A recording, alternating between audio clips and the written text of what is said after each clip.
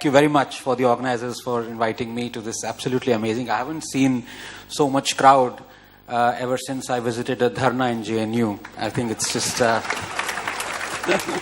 And by the way, I'm from JNU, so it's actually very good that the questions would be at the end, because nowadays anybody who raises a hand, I think he or she is asking for azadi. So, but to come back to this topic, I am a free speech absolutist. So I believe that dissent, good or bad, should be allowed. So there is room for good dissent, and there is room for bad dissent. And I would say ridicule all other isms except criticism. But the problem that we are seeing ever since 2014 is it's almost like a Cambrian explosion, as we call in science, as if that anything bad that has ever happened in this country, anyone who's been ever ruined, the economy, the institutions, the people, the corruption, has happened since 2014. Before 2014, everything was absolute. It was like a Garden of Eden, people strolling out and onto a beach, and everything was absolutely nice. There were no riots, there was no lynching, India wasn't Lynchistan, there was no emergency, the judges were absolutely perfect, the institutions, RBI was working, the best central bank in the world, our cricket was in great shape, and our journalists were just brilliant journalists, and everything went wrong on 16th of May 2014 when Mr. Modi was elected. Now, the point is, you can have that view. In my book, of course, you can have that view. I mean, don't people still believe in stupid, loony views? Don't people still believe in communism? So, the point of the matter is, when you have seen over the last 80 years, all nations that were communists being destroyed by this ideology, and you still have millions of Indians still believe in communism and worship Mao and worship Lenin, what do you have to say about human nature and human tendency? Of course you would find such people. And the point is not to ban them, the point is to laugh at them and to expose them. So I am for good dissent as well as for bad dissent. The problem with bad dissent is that very quickly it can lead to scaremongering, and that is a problem. So you can actually have bad dissent as long as you are not scaremongering people, and the genesis of scaremongering is selectivity. And this is what we have seen since 2014. And I come back to this thing of explosion, Cambrian explosion. Everything bad has happened since 2014. And just to give you, and I would like to give a couple of examples. I still have 6 minutes left. She's really scared me, So, this thing about India being called a Lynchistan, and Dalits being lynched, Muslims being lynched, and this whole thing about emergencies here, growing and creeping, intolerance, everything is growing and creeping. It's like, you're on the seabed, writhing like an octopus, and everything is growing and creeping all around you. So let me give you a couple of examples, and I would love to have a show of hands here. It's a very attentive audience, which is very refreshing, coming from JNU, where half people are sleeping in the audience.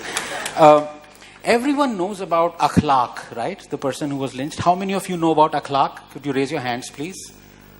Yeah, so that's about 90% of hands went up. How many of you know who was Savant Rathod? 5 hands. Who was Mukesh from Champaran? 2 hands. Who was Khitaram Bhil? 1 hand. Who was Junaid? 5 hands. Who was Farooq? 1 hand. These were people, Dalits and Muslims, who were lynched by Muslims. We don't know their names. They have been forgotten after pages of history books, but we know only Akhlaq. Pause and wonder why that is so.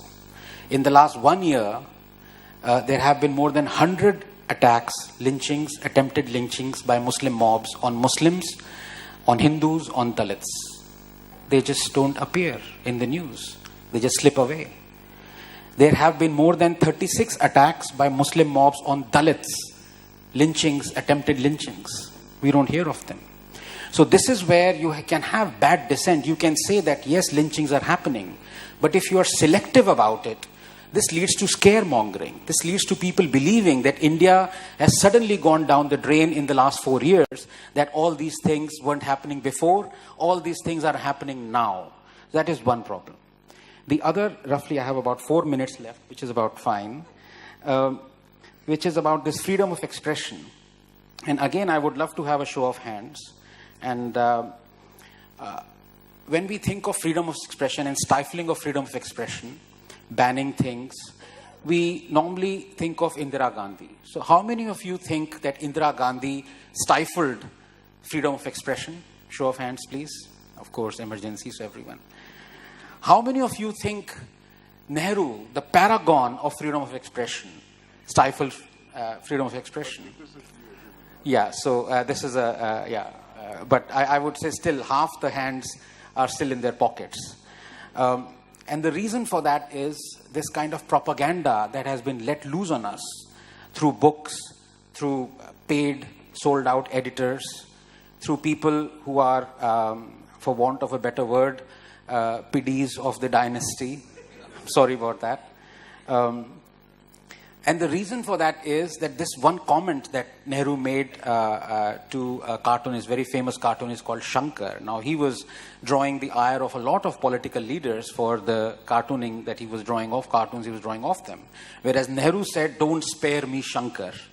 Now, this kind of phrase has been immortalized, that it is actually Nehru who stood up for, being lampooned by these people and who was always... So, let me now, I have 3 minutes left. Let me narrate the state of freedom of expression under Pandit Jawaharlal Nehru.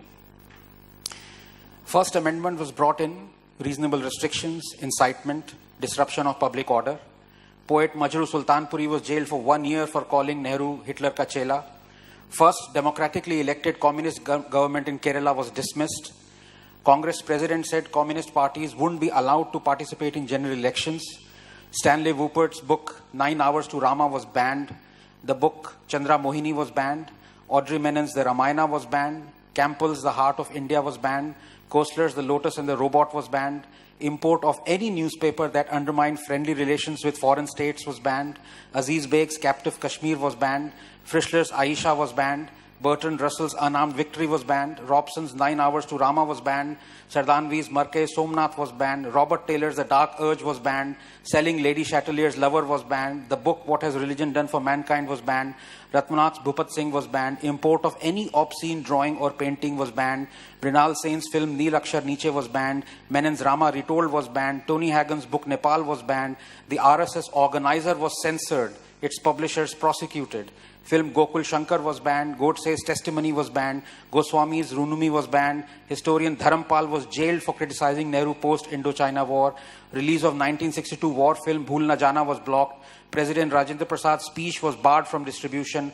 Harmonium was banned from AIR. Draconian Press Objectionable Act was passed. Columnist Vivek was fired. His column critical of Nehru discontinued. HT editor Durga Das was fired. His column critical of Nehru discontinued. Congress leaders demanding Nehru's resignation were arrested and jailed. Ads to Times of India were discontinued for speaking against government policy. Magazine Crossroads was banned. Play Nigalene Communistaki was banned. Its actors arrested. Hindi film songs were banned from being played on the AIR. Congress demanded a ban on the iconic film Parkasarthi.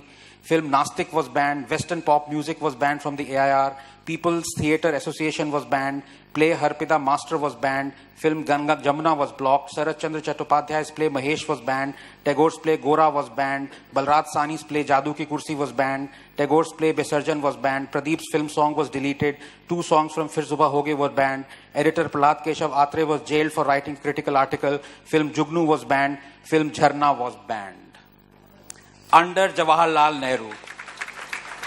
And when I asked who was more responsible for stifling freedom of expression, Indira Gandhi or Nehru, most of the hands said Indira Gandhi. This is the reason. Selectivity is going to be our bane. It is going to be the destruction of the knowledge that we are going to spread around young people. And that is why I will always have my praise for the younger generation and the social media. You are the real warriors. You are going to put all these people and all these politicians to shame. Thank you.